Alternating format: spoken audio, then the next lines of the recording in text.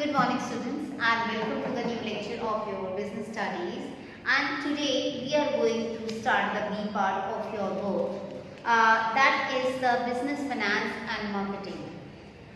So in your B part you are having the all how you are going to know about what are the business finance and what is marketing, what are the component of marketing, and all you going to be discussed in this part. So today our topic is from your business finance and marketing. We have just chosen the chapter or the topic that is the financial management. As financial management suggests that the word finance, which is actually related with the funds, the arrangement of the funds for the business, that you are going to be studying about how the funds are arranged, how the funds or the money are arranged from outside, how that arranged money is used in a stipulated way, and how much you are actually getting in the way of the revenue, how you are going to dispersing that finance to the shareholder, and how you are creating a reserve for the further use. So actually in this topic we are actually studying the finance for the management, and the finance, how the finance is going to be allocated in the different segments of your business. So how you are going to manage your finance, we are going to be studying. So you can say that financial management is concerned with the efficient acquisitions and allocation of funds. In other words, financial management is concerned with the flow of funds and involve decisions related to procurement of fund, investment of fund in long term and short term, asset and distribution of earning to the owners. So in simple word we can say that is the efficient utilization of finance, efficient utilization of finance, and efficient distribution and disposal of surplus for smooth working of company. So it means the management which is purely and purely related with the finance, that is called financial management. Okay, so we can say that the financial management involves the application of general management principle to the particular financial operation, that is your financial management. Now, what is the goal of financial management? The role of the financial management is very important. It's very crucial role for the financial management, that all the financial activity of the company are directly or indirectly affected by financial management. The common activities areas which influence the financial management are the size and composition of fixed asset. Yes, the size of the your fixed asset and the composition of the business is totally depend upon the financial management, because the size and composition of fixed asset depend directly on investment decision, that is how much capital company is planning to invest. It means it is upon the company that how much capital, how much money is going to be, the company is going to be invest for the fixed asset, and how much money the company is going to be invest for exploring the size of the business. Amount and the composition of current asset, that also depend upon the financial management, that the quantum of the current asset and its breakup into cash, inventory and receivables. The amount of current asset and its division of cash, that is bills receivable, inventories, also depend upon financial management decisions. So it depends upon the amount of fixed asset, credit policy of the company, or investment, or you can say the inventory management. So it is all depend upon financial management. One more thing, the amount of the long term and as well as the short term funds are also based on the financial management, that the amount to be raised for the long term as well as the short term depends upon the financial management, and organization, management and organization. The firm which have policy of liquidation prefer to have more of the long-term finance, although with the profit will decrease as company have to pay more interest for long-term debts as compared to the short-term. Also, the breakup, that is the break-up of long-term financial or financing into debt and equity. We are also have to decide that which ratio we are taking the debt and equity. So it is also, you can say, the breakup of long-term financing into the debt and equity. So firm can raise long-term debts by issuing the equity shares as well as the issue of the debentures and other borrowed funds, securities. Financial management help in fixing the ratio. There is a debt or there is a ratio. We have to take both. We cannot take only the equities. We cannot simply take the debentures or the debt. We have to take a mix of both for the good combination of the finance. All the items of profit and loss account are also have an impact of financial management, because all the items of P&L are affected by decision of this management. Generally, items related to expenses and revenues are recorded in the P&L account. If we pay more interest, depreciation, it will be increase the expenses and affect the profit and loss of the company. So these are actually the role of financial management. Now we are moving to the objective of financial management. The financial management, as we all know, that plays a very important role in all the aspects of the business. Basically, what is the main target area of financial management is that basically we divide the objective of financial management or target of financial management in the 1, 2, 3 and 4. That is, first the profit maximization, that you can say it is the first objective of the company. Second one is the maintenance of the liquidity. Then third one is the proper utilization of the fund. Fourth one is meeting of financial commitment with the creditors.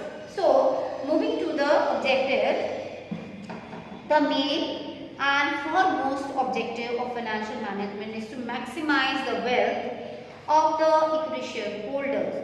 So the financial manager in a company makes decision for the owner, that is the shareholder of the firm.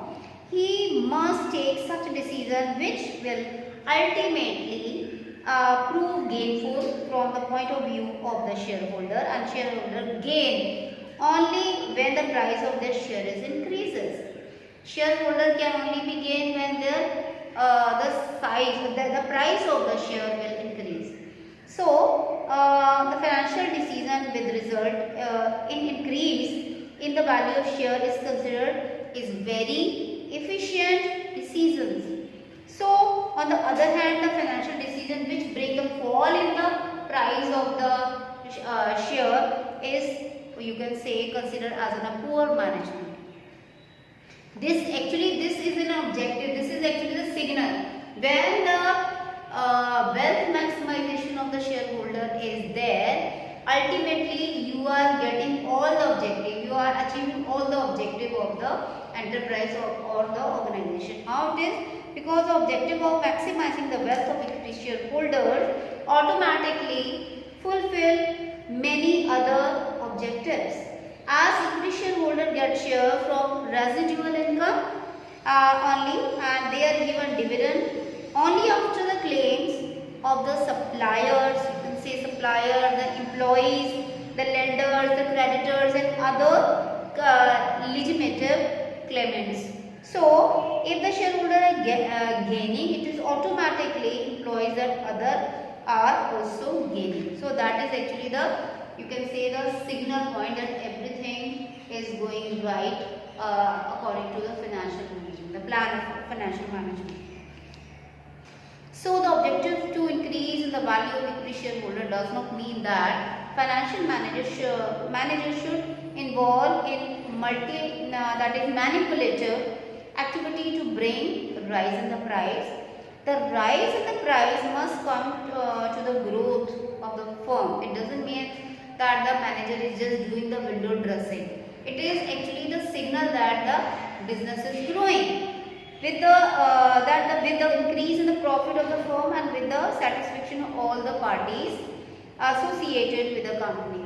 So, with the objective of wealth maximization of equity shareholders, the following objective, as we have just they have been discussed, written here, that is when you are satisfying the or getting the wealth maximization of the equity shareholder, other these all four rights are going to be fulfilled.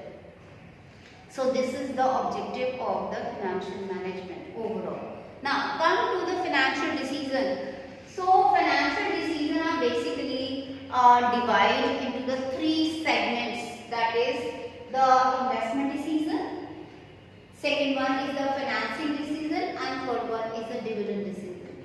So we can say that the financial decision is basically the pack of these three, in which all your financial decision is actually based on these three pillars, that is the investment decision, financing decision, and then the dividend decision. So moving to the first of all the investment decision. What does the investment decision mean? That the decision relate to the careful selection of asset in which funds will be invested by the firm. The firm has many options to invest their funds, but firm has to select the most appropriate investment which will bring maximum benefit for the firm, and deciding of selecting most appropriate proposal in investment decision. So this the firm invests in its funds in acquiring fixed asset as well as the current assets. When decision regarding fixed asset is taken, it is called capital budgeting decision. So we can say when we are just buying or we are just actually taking the decision on the fixed asset, it is called the capital budgeting decision. So we can say what is now moving to the what is the importance of the capital budgeting decision. We are going to be discuss it. So capital budgeting decision can be turned the fortunate for the company. The capital budgeting decisions are considered very important because first is the long-term growth, second one is the large amount of fund involved in it, third one is the risk involved, and the fourth one is irrecoverable decision. So first is if we are just discussing the scope of capital budgeting, the scope is first is it is a long-term decision. The capital budgeting decision affect the long-term growth of the company. As a fund invest in long-term assets bring return in future, and future prospects and growth of the company depend upon these decisions only. Second one is large amount of the fund involved. In the capital budgeting decision, a huge amount of fund is involved, as we all know that. So investing in a long-term projects or buying a fixed asset involve huge amount of the fund, and if wrong proposal is selected, it may result in the wastage of the huge amount of funds. That is why the capital budgeting decisions are taken after considering various factors and planning. So we can say that the capital budgeting decision is very much important because it is related or it is concerned with a huge fund. It is connected with a huge fund, and once if it is just you have taken a decision, you can't go back. So that's why we can say there is a risk factor also involved. The fixed capital decision involve huge funds and also have a big risk because the return comes in a long run, and company has to bear the risk for the long period of time till the returns start coming. So you will say it is a risk until and unless you will not have the revenue from it, or until and unless you will not have the return from that investment. Also irreversible decision, the capital budgeting decision is irreversible. It cannot be reversed or changed overnight, as these decisions decision involve the huge funds and heavy cost, and going back or reversing the decision may result in heavy loss and wastage of the fund also. So these decisions must be taken after careful planning and evaluation of all the effects of that decision, because adverse consequences may be very heavy, because it is irreversible, and if you want to go back, then you will have a big loss of it. It is a waste of the money, waste of the time and all these things. So also there are a factor affecting the investment decision, or you can say factor affecting the capital budgeting decision. First factor is the cash flow. So second one is the return on investment. The third one is the investment criteria. So first is the cash flow decision. Whenever a company is investing huge funds, it is in the investment proposal, it expects some regular amount for cash flow and meet day-to-day requirement. So that's why the amount of the cash flow and the investment proposal will be able to generate must be assessed properly, because investing in the proposal. Because before investing in the proposal. Now, because cash flow of the project should be take care about it. If the cash flow is regularly, either in the project the cash flow is regular, or it is on a long duration or interval, that has to be also take care about it, because you are having so many engagements, or you are having so many payments are due in that duration. So you must be very much clear about that. If you are investing in some plan, how that cash flow, in that plan, how the cash flow, what is the way of the cash flow in that project, that is also to be considered in mind. Second one is return on investment. The most important criteria of decided investment proposal is rate of return. It will be able to bring back for the company in the form of the income. That is, the project A is bringing 10% or project B is giving the return 15%. Which project you will say is the best for you? Ultimately, the project B will be best because it is giving the 15% return. Now next is the investment criteria. What should be the investment criteria? Along with the return, risk and cash flow, there are various other criteria which help in selecting the investment proposal, such as availability of labor, technology, input, machinery. The decision to invest in a particular project involve number of calculations regarding the amount of investment, interest rate, cash flow, rate of return, etc. There are different techniques of evaluate the investment proposal, which are known as capital budgeting technique. These techniques are applied to each proposal before selecting any proposal. So the finance manager must compare all the available alternatives very carefully and then only decide where to invest the most scarce resources of the firm, that is finance. So finance is actually the most scarce resource, and it should be invest in a right proposal. It's not only the cash flow, it's not only the rate of return, but there are other criteria. It is just, we have just discussed here about, it means that the availability of the labor or technology or the input of the and the machinery, the availability of the machinery, everything should also be taken care about it. Now, investment decisions are considered very important decisions because of what? Because of they are long-term decisions, therefore are irreversible, means one take cannot be changed. Second one is involve the huge amount of the funds, and the third one is after or affect the future earning capacity of the company.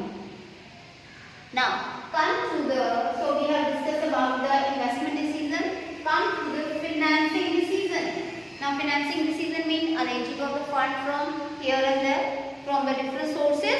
So, we can say that the financing decision is the second important decision which financial or finance manager has to take, is deciding source of finance.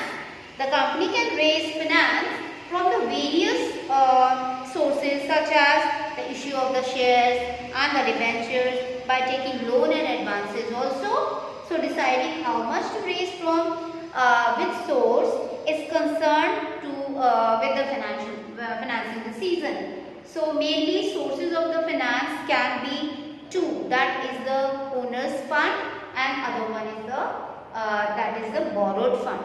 So basically we have the two. In this we have other sub sources we can find out with it. So share capital and retained earning constitute owner's fund, and debentures, loans, bonds, etc. constitute the borrowed fund. So the main concern of financial managers is to decide how much to raise from the owner's fund and how much to raise from the borrowed fund. There must be the mix, a proper appropriate mix of the owner's fund as well as from the borrowed fund. You cannot totally depend upon the owner fund, you cannot totally depend upon the borrowed fund, because both are having some plus point and some negative point. You are to just select best out of it. You are to actually have a composition of the both on that track, on that point which is the most stable for you. So while taking the decision of financial manager, compare the advantages and disadvantages of the different sources of finance. The borrowed fund have to be paid back and involve some degree of risk, whereas the owner's fund, there is no fixed commitment of repayment and there is no risk involved also. But finance manager prefer the mix of the both types. So under financial decision, finance manager fixes the ratio of the owner's fund as well as the borrowed fund in the capital structure of the company. So we can say capital structure is actually the composition of the best ratio of the owner's fund as well as the borrowed fund. So factors which are affecting the financial decisions, they are the cost, the risk, the cash flow position, then the control consideration, flotation cost, fixed operating cost, stage of capital market. So one by one we are going to discuss it. First is the cost.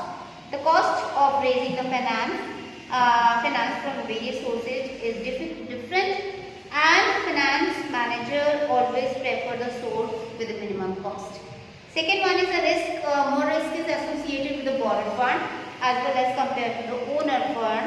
The finance manager compare the risk with the cost involved and prefer the security with moderate risk, that is a moderate risk factor. Okay. Second one is the cash flow position. The cash flow position of the company also help in selecting the securities, that with the smooth and steady cash flow, companies can easily afford borrowed fund security. But when companies have shortage of the cash, then they must go for the owner's fund securities only. Next is the control consideration. If the existing shareholder want to retain the complete control of the business, then they prefer borrowed fund security to raise the further fund. On the other hand, if they do not mind to lose the control, then they may go for owner's fund. Next is the flotation cost. It refers to the cost involved in issuing the securities, such as brokers commission, underwriter commission, fee, expenses on prospectus, that is firm preferred securities, which involve less flotation cost. So it's also very much important to see that how much cost the borrowed fund as well as the equities are bearing by the company. Whichever is less, the company will prefer. Now, fixed operating cost. If the company is having high fixed operating cost, then they must prefer the owner's fund, because due to the high fixed operational cost, the company may not be able to pay interest to the debt or security, which can cause serious trouble for the company. Now come to the state of the market, capital market. What is the state of the capital market? That is also important at that time. The condition of the capital market also help in deciding the type of the security to be raised. During the boom period, it is easy to sell the equity share as well as people are ready to take risk, whereas during the depression period, there is more demand for debt securities in the capital market. So this is the basis. Also, this is on the basis of the what is the move of the capital market. Now come to the dividend decision. We are moving to the dividend decision. Dividend decision means after financing, after having the investment decision, the next is the dividend decision. So dividend decision or appropriate distribution of the profit, we can also say that. Now this decision is concerned with the distribution of the surplus funds. The profit of the firm is distributed among various parties such as the creditors, employees, debenture holders and the shareholders. The payment of the interest to the creditors, debenture holder, etc. is a fixed liability of the company. So what company or finance manager has to decide is what to do with the residual or leftover the profit of the company. The surplus profit is either distributed to the equity shareholders in the form of the dividend or kept aside in the form of the retained earnings. Under dividend decision, the finance manager decides how much is to be distributed in the form of the dividend and how much is to be set aside as a retained earnings. So it means in a dividend decision, when you are having the revenue or having the returns, you have to decide whether you want to retain that earning or whether you want to pay more and more dividend to the shareholder. That is depend upon different other conditions that we are going to discuss. So, what are the factors affecting the dividend decision? Where the company want to give give the more dividends to the shareholder, where the company want to retain more earnings. So what are those? First is the earning. Dividend are paid out of the current and the previous year's earning. So if there are more earning, then company declare high rate of dividend. Where there is a low earning, low earning period, the rate of dividend will be the low. Next is the stability of earnings. Company having a stable and a smooth earning prefer to give high rate of dividend, whereas a company with unable or unstable earning prefer to give the low rate of the return of the earning. Cash flow position, that's also important. Paying the dividend mean outflow of the cash.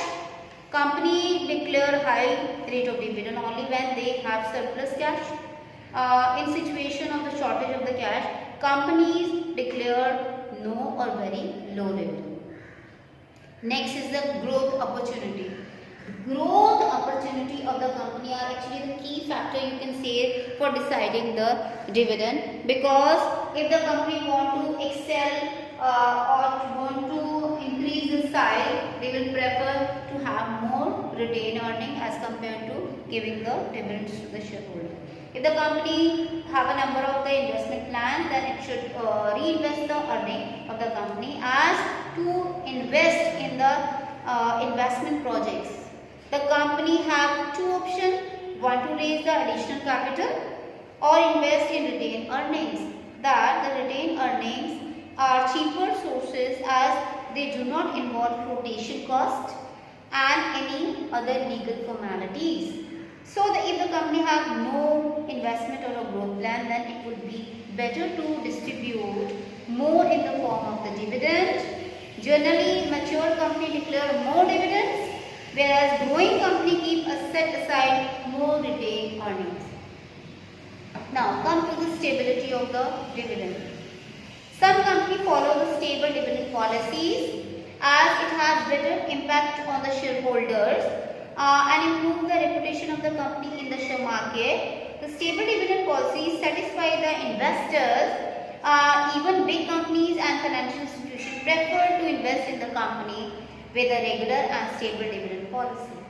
So the increase in dividend is made only when there is a confidence to the company that their earning potential are gone up, and not just earning a current year are increased. In other words, dividend per share is not altered if changes in the earning is small and seem to be temporary in nature. So also the stability of the dividend is depend upon the dividend decisions. Preference of the shareholder. So there are different kinds of the shareholder who are purchasing the share of the company. So if the company is having a large number of retired or middle class shareholders, then it will be declared more dividend and it will keep aside less in the form of the retained earnings. Whereas if the company is having a large number of young and wealthy shareholders, then it will prefer to keep aside more in the form of retained earning and declare low rate of dividend. So it depends upon the how the company is having the shareholder. Taxation policy also plays their own role. So the rate of the dividend also depends upon the taxation policy of the government. Under the present taxation system, dividend income is tax-free income for the shareholder, whereas company has to pay the tax on dividend given to the shareholder. If the tax rate is higher, then the company prefer to pay the less in the form of the dividend, and whereas if the tax rate is low, then the company may declare high dividends. Now come to the assess of the capital market consideration. Now if the capital market easily be assessed or approached and there is enough demand for the securities of the company, then company can give more dividend and raise capital in approaching the capital market. But if it is difficult for the company to approach and assess the capital market, then companies declare low dividend in the low dividend rate and use reserves and the retained earning for the reinvestments. And next is the contractual constraints. Contractual constraint: when the companies take long-term loan, then financiers may put some restrictions or the constraint for the distribution of the dividend, and companies have to abide by these conditions. So we can say there is a low dividend if you can say the companies are having the long-term loan. The financiaries of the banks or the others to whom you have taken the loan, they have put the legal constraints and conditions not to distribute more dividend. Next, stock market reaction also plays the important role. The declaration of the dividend has impact on stock market as income. As increases in the dividend is taken as a good news in the stock market, and price of the security rises. Whereas the decrease in the dividend may have a negative impact on the share price in the stock market. So possible impact of dividend policy in the equity shareholder also affect dividend decision. So we can say that in the financial management we basically study about what are the financial decisions, which is actually based on these three basic you can say pillars, that is the investment decision, financing decision and liquidity decision. We also discussed about what is the objective of financial management. So we can say as a whole, commonly we can say the wealth maximization of equity shareholder. That must be the basic objective of financial management, which actually, if the wealth of or maximization of the equity shareholder should take care, the other objective will ultimately be fulfilled.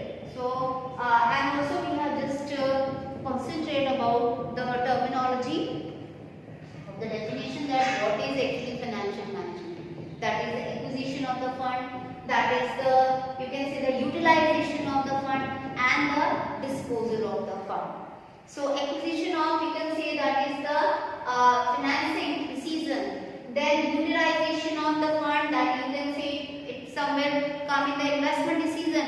And disposal of the fund is, you can say it is a dividend decision. So how you are taking the funds, how you are using the fund, and how by using the fund how much the return, and the cash flow, inflow of the cash is coming, how you are actually managing that funds, that is also come in the financial management. So this is, I think, all for today, and I will say good luck to all my students. Thank you.